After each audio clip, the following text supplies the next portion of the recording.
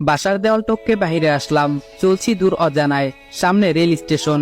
Train আসার আওয়াজ পেয়ে স্টেশনে এসে ট্রেনে উঠে পড়ি। জানি না কোথায় যাব। একটা সিটে বসতেই পায়ে কি যেন লাগলো। তাকিয়ে দেখি একটা লাগেজ, কিন্তু লাগেজটা কার? এই সিটে তো কেউ ছিল না। জানালা দিয়ে সবুজ প্রকৃতি দেখছি। পরের স্টেশন আসতে আশেপাশের সবাই সিট থেকে নেমে গেল, কিন্তু কেউ লাগেজটা নিল না। মনে হয় কেউ ছেড়ে গেছে।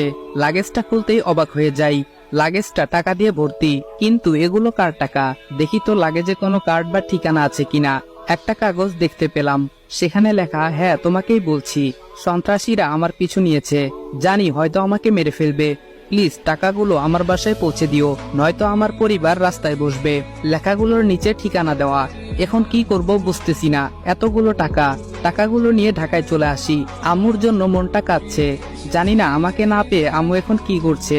কাগজে লেখা ওই ঠিকানায় সিএনজি করে যাচ্ছি, আর মনে পড়ছে আম্মুকে। সামনে একটা কার ও পিকআপ মারাত্মক অ্যাক্সিডেন্ট হয়। রক্তাক্ত হয়ে গাড়িতে একজন লোক পড়ে আছে, কিন্তু কেউ এগিয়ে আসছে না। সিএনজিটিকে থামিয়ে দৌড়ে গাড়িটির কাছে গিয়ে লোকটিকে বের করলাম। অনেক জায়গায় আঘাত পেয়েছে, মাথা ফেটে গেছে, পায়েও ক্ষতের সৃষ্টি হয়েছে, রক্ত বের হচ্ছে অনেক। আমি সিএনজি চালক ভাইকে বললাম, ভাইয়া একটু এদিকে আসেন, লোকটিকে হাসপাতালে নিতে হবে। বেশিক্ষণ এভাবে থাকলে লোকটি মারা যাবে। সিএনজি চালক ভাই বলল, ভাই ছাড়ুন তো এসব, আমার আবার আপনাকে নামিয়ে অন্য প্যাসেঞ্জার নিতে হবে, এসব পুলিশ দেখবে, আপনি গাড়িতে উঠুন।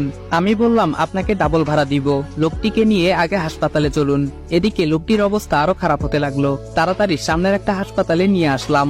ডক্টর লোকটিকে কেবিনে নিয়ে আমাকে বলল, পেশেন্টের অবস্থা খুবই খারাপ, ইমার্জেন্সি অপারেশন করতে হবে। আপনি ওনার কি হন? আমি বললাম, ছেলে। ডক্টর বলল, এখনই ক্যাশ কাউন্টারে 5 লাখ টাকা জমা দিন, আমরা অপারেশন শুরু করে দিচ্ছি, নয়তো ওনাকে বাঁচানো সম্ভব হবে না। আমি বললাম, ওকে ডক্টর, আমি টাকা জমা দিচ্ছি, আপনি অপারেশন শুরু করে দেন। কি করব ভাবছি, আমার কাছে তো 500 টাকাও নাই। এই টাকাগুলো তো আমার না, সবার আগে জীবন বাঁচানো ফরজ, তাই আর কোনো কিছু না ভেবে টাকা জমা দিলাম। লোকটিকে অপারেশন থিয়েটারে নিল। একটু পর নার্স এসে একটা ফোন হাতে ধরিয়ে দিল। নার্স বলল, এই ফোনটা পেশেন্টের কাছে ছিল, আর জরুরি 2 ব্যাগ ও নেগেটিভ রক্তের ব্যবস্থা করুন। আমি বললাম, আমি দিব রক্ত, আমার রক্তের গ্রুপ ও নেগেটিভ। ডক্টর বলল, আপনি তো 1 ব্যাগ দিতে পারবেন, আর 1 ব্যাগ? আমি বললাম, ডক্টর আমার শরীর থেকেই 2 ব্যাগ নিন প্লিজ, তাছাড়া আমি এখন রক্ত কই পাবো, আমার শরীর থেকে নিন প্লিজ।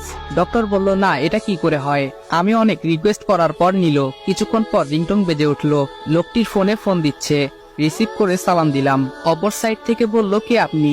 আমার আব্বুর ফোন আপনার কাছে কেন? আমি বললাম, আপনার বাবা অ্যাক্সিডেন্ট করেছেন, হাসপাতালে চলে আসেন। কিছুক্ষণ পর মেয়েটি ও তার মা চলে আসলো।